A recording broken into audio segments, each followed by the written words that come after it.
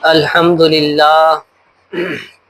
الحمدللہ رب العالمین والعاقبۃ للمتقین والصلاة والسلام علی سید الانبیاء والمرسلین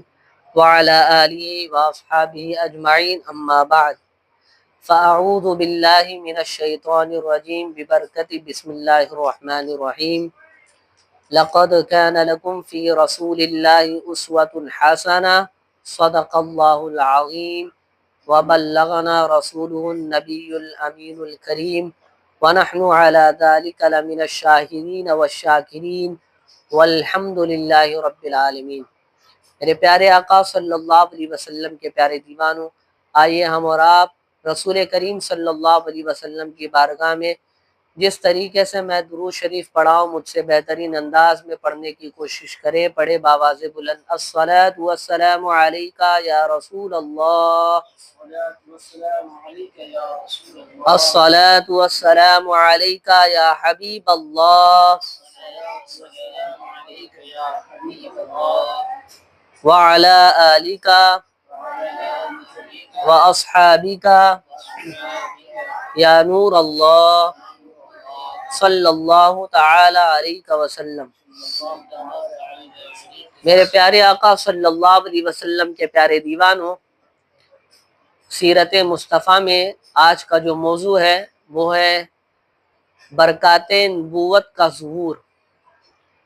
برکات نبوت کا ظہور، اس کا مطلب یہ ہے کہ ابھی رسول پاک صلی اللہ علیہ وسلم کی ولادت بسعادت نہیں ہوئی، بلکہ صرف اور صرف حضرت عبداللہ رضی اللہ تعالیٰ عنہ کے پشت مبارک سے نور محمدی حضرت آمینہ رضی اللہ تعالی عنہا کے بطن مقدس میں صرف منتقل ہوا،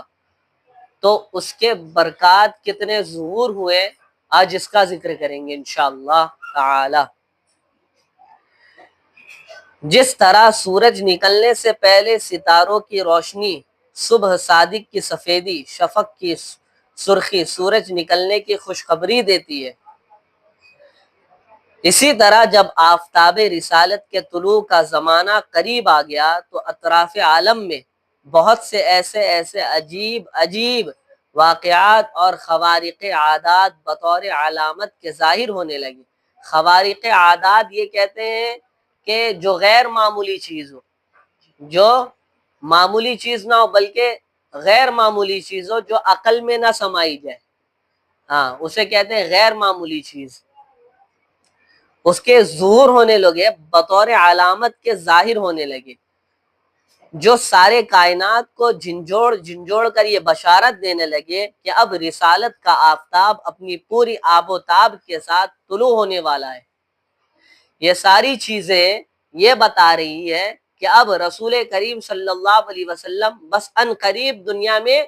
تشریف لانے والے ہیں، جس کے بارے میں اللہ رب العزت نے کلام پاک میں ارشاد فرمایا کہ وَمَا أَرْسَلْنَاكَ إِلَّا رَحْمَةً لِّلْعَالَمِينَ، کہ محبوب ہم نے تمہیں سارے عالم کی رحمت بنا کر کے بھیجا۔ تو مقصود یہ ہے کہ اب یہ بتایا جا رہا ہے کہ اب وہ قریب آ گیا وہ وقت جس میں رسول کریم صلی اللہ علیہ وسلم کی ولادت باسعادت بس قریب ہی ہے۔ تو ابھی صرف اور صرف نور محمدی صلی اللہ علیہ وسلم حضرت آمینہ رضی اللہ تعالیٰ عنہا کے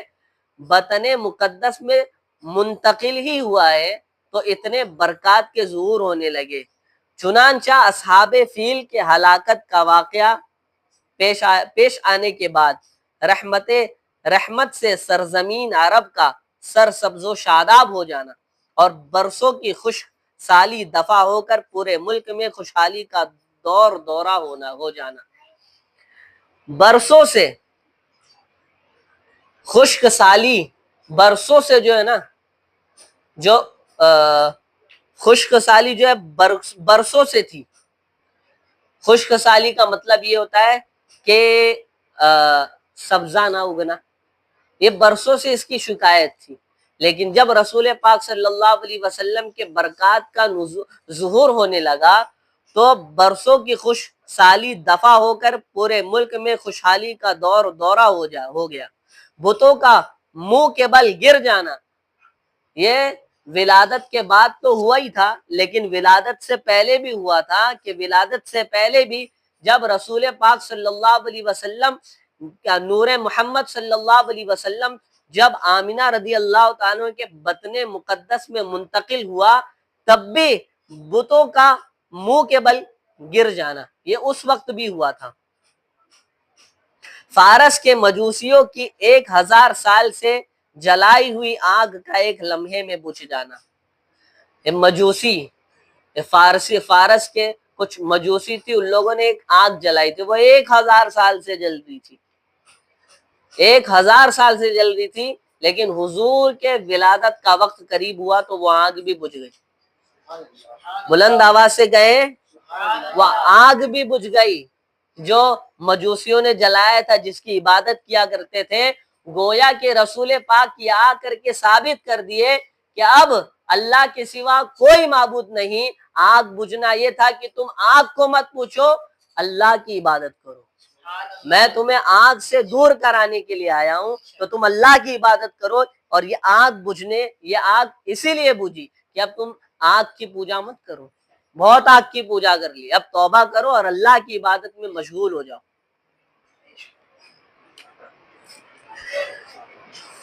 ہمدان اور قم کے درمیان 6 میل لمبے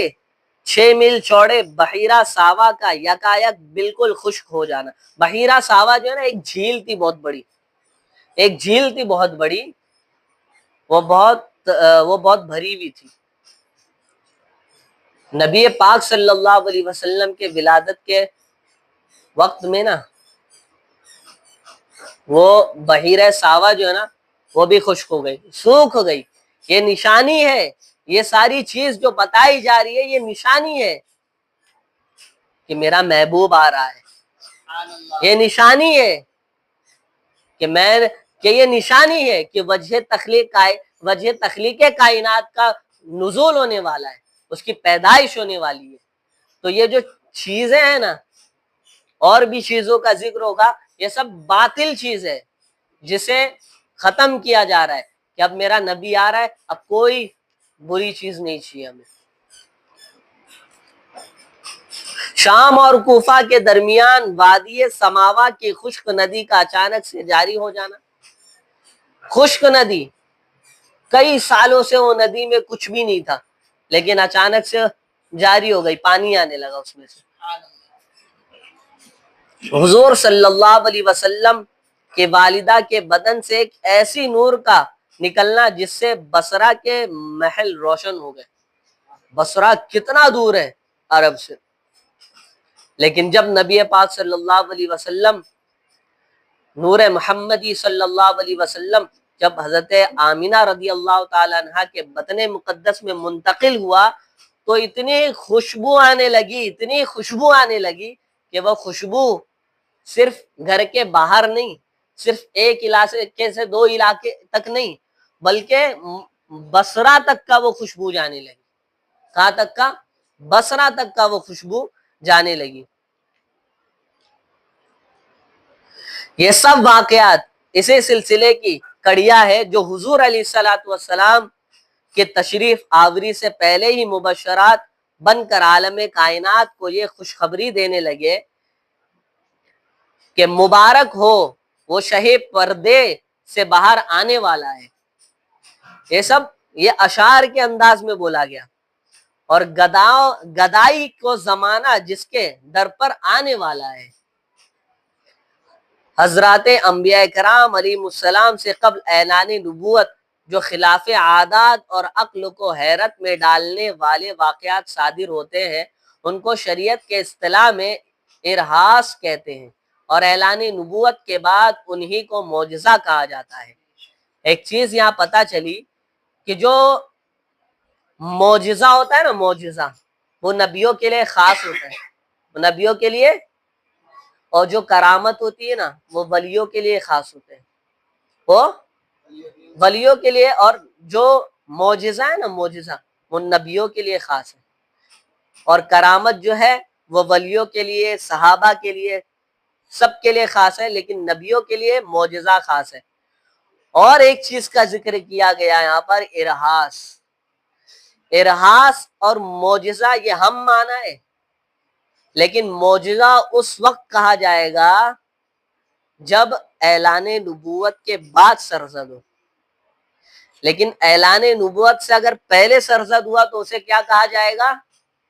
ارہاس کہا جائے گا۔ تو جو چیز اعلان نبوت سے پہلے نبیوں سے سرزد ہو جائے اسے ارہاس کہتے ہیں۔ اس لیے مذکورہ بالا تمام واقعات ارہاس ہے۔ جتنے واقعات یہ کہے گئے نا، بتائے گئے، یہ سب ارہاس ہے، ارہاس۔ ہاں، ارہاس کہیں گے، سب واقعات کو ارہاس کہیں گے، کیونکہ اعلان نبوت سے پہلے ظہور پذیر ہوئے نا، تو انہیں ارہاس کہا جائے گا۔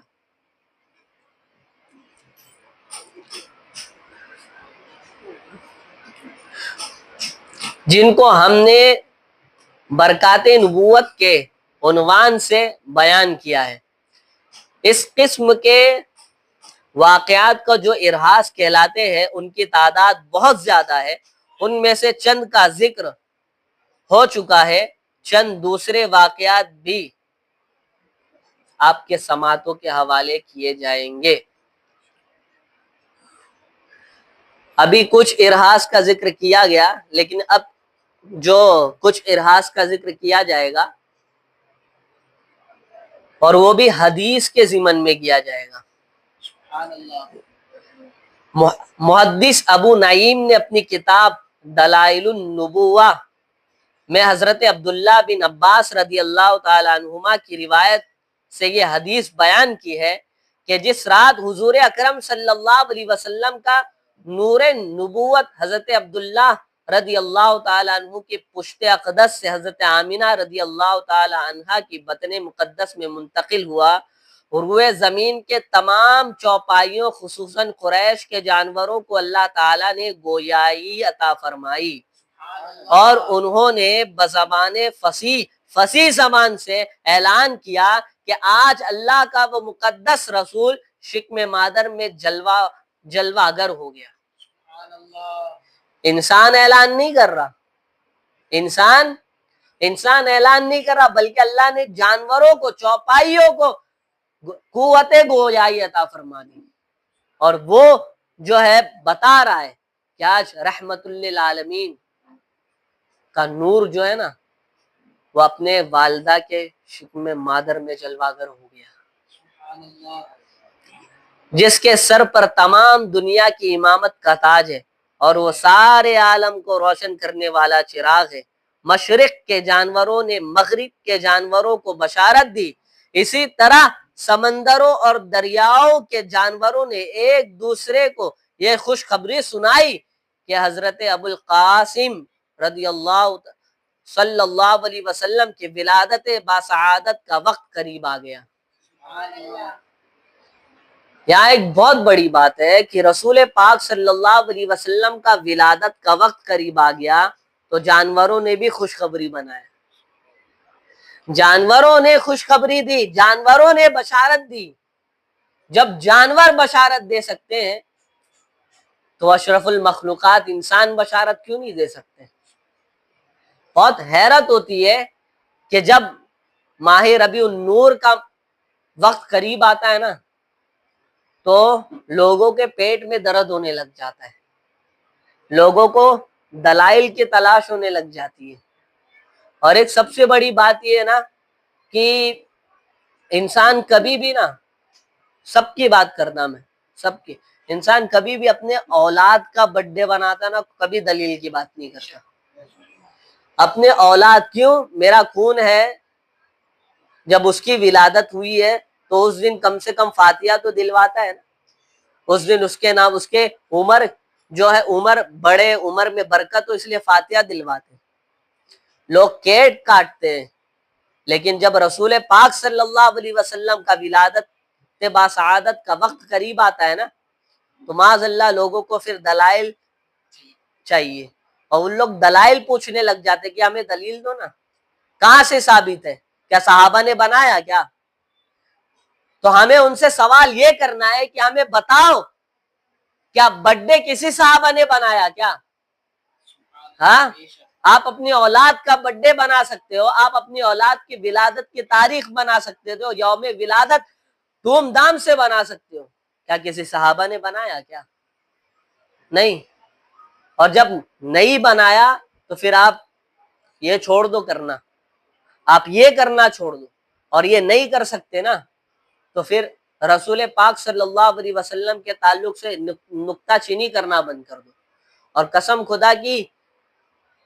جب اس آیت پر نظر پڑتی ہے نا تو دل پارا پارا ہو جاتا ہے. اللہ کریم فرماتا ہے ان الذین یؤذون اللہ ورسولہ لعنہم اللہ فی الدنیا والآخرہ، کہ جس نے بھی